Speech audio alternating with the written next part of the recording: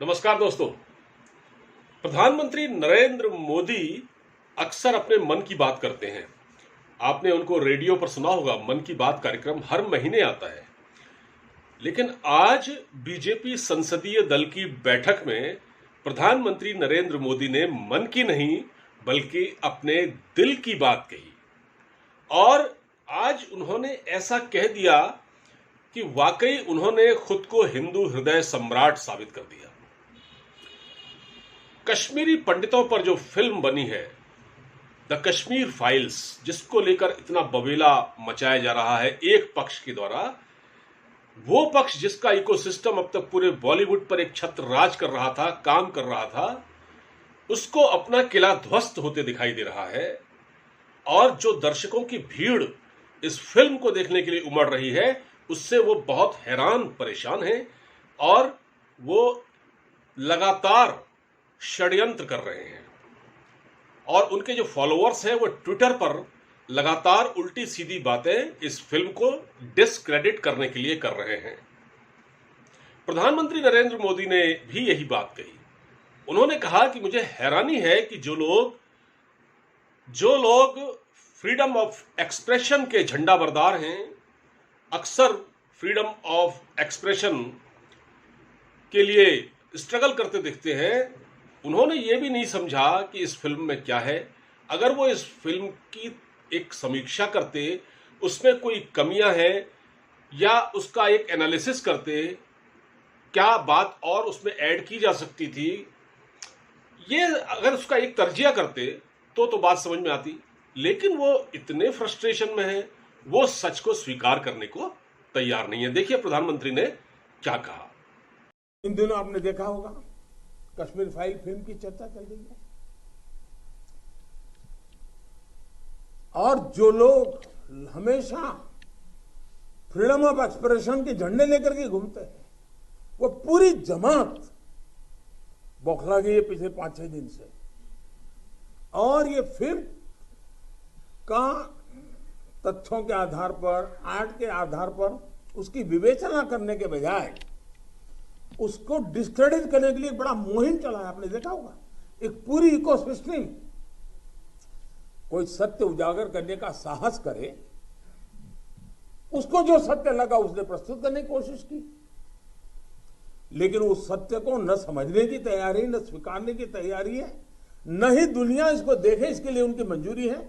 जिस प्रकार का षड्यंत्र पिछले 5-6 दिन से चल रहा है। अब प्रधानमंत्री नरेंद्र मोदी ने जो कहा आपने सुन लिया। प्रधानमंत्री ने ऐसे लोगों को सलाह भी दी जो इस फिल्म को लेकर पीछे पड़े हुए हैं, यानी कि विवेक अग्निहोत्री के हाथ धोकर पीछे पड़े हुए हैं। और वो बॉलीवुड का एक माफिया है जो अब तक बॉलीवुड पर बरसों से राज करता आया है। वो अगर नो कर देता है तो नो होता था, यस कर देता था तो नो यस होता था, और उसको फॉलो करते थे। और हमारे बहुत सारे नौजवान उनके फॉलोअर्स बने हुए थे, उनकी शान में कसीदे गढ़ते थे। अब उनको क्योंकि अपना किला ध्वस्त होता दिखाई दे रहा है, इसलिए वो बहुत बौखलाए हुए हैं। तो प्रधानमंत्री मोदी ने ऐसे लोगों को सलाह दी, ऐसे षड्यंत्रकारियों को सलाह दी है कि भाई आप षड्यंत्र न करें, आप भी फिल्म बनाएं। किसने मना किया है? बहुत सारे मुद्दे इस देश में, जैसे मैं मिसाल के तौर पर मैं बताता हूं आपको, खुद मैं बता रहा हूं, इमरजेंसी इस देश में लगी थी नहीं यार, लगी थी नहीं लगी थी, उस पर फिल्म बनाते, तब क्या हालात थे, उस पर फिल्म बनाते।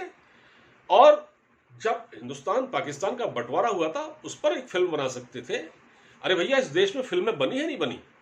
गांधी पर फिल्म बनी नहीं बनी? तो गांधी को जो लोग नहीं जानते थे उन्होंने जाना नहीं जाना, तो फिल्में बनती हैं।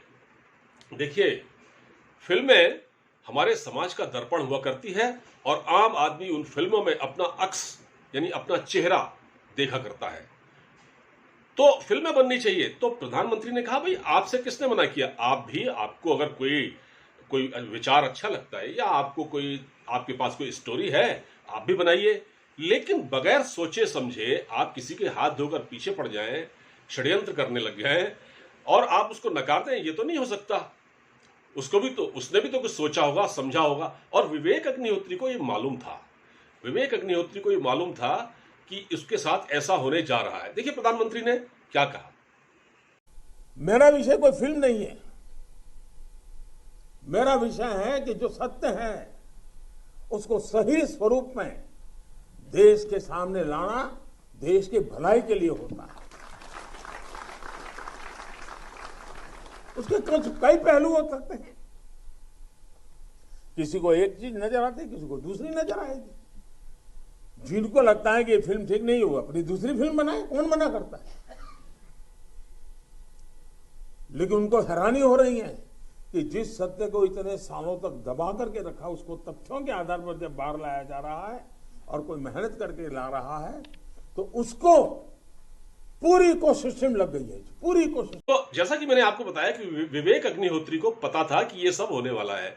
उन्होंने अपने साथ जो ये ट्रोलिंग होनी शुरू हुई है ना, उनके खिलाफ जो सोशल मीडिया पर जो आग उगली जा रही है, जो उन पर लांछन लगाए जा रहे हैं, ये उसका अंदाजा उनको बहुत अच्छी तरह था। ऐसा होगा क्योंकि मैंने फिर वही बात कहनी है कि जिन लोगों का एक छत्र राज आज बॉलीवुड पर चल रहा है, उनको यकीन ही नहीं था। देखिए इस फिल्म को कहां प्रमोशन मिला।